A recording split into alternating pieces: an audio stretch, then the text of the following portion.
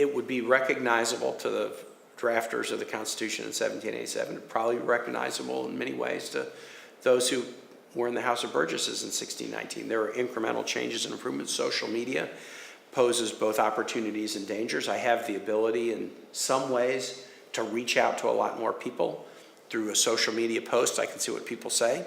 I can do a conference call and have 10,000 people on the line, which is pretty interesting in terms of getting some sense of what people think, asking them to answer questions.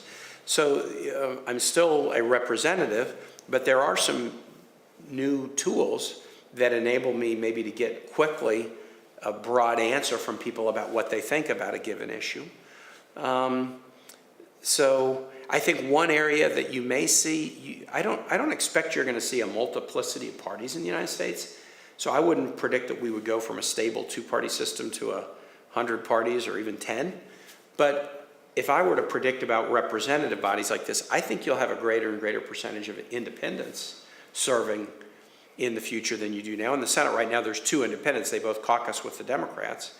And we've often had 1 or 2 independents in the Senate. There was an independent from Virginia, Senator Byrd, in his last year's. Senator Byrd Jr. was Senator Byrd III, Harry Byrd III was an independent for some years. But I think in the future you're going to see more independents just because that's kind of who the population is. They less identify with the party. And that will not alter the 2 parties as much, but both parties' candidates will always have to try to make the case that independents, you should vote for me this time.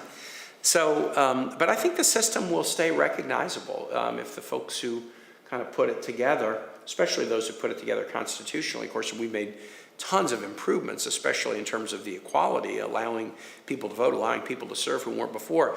But if they came and watched it work, the legislature, the executive, the judiciary, I think that they would recognize it as, it would have some differences, but they would definitely recognize it as what they were trying to do.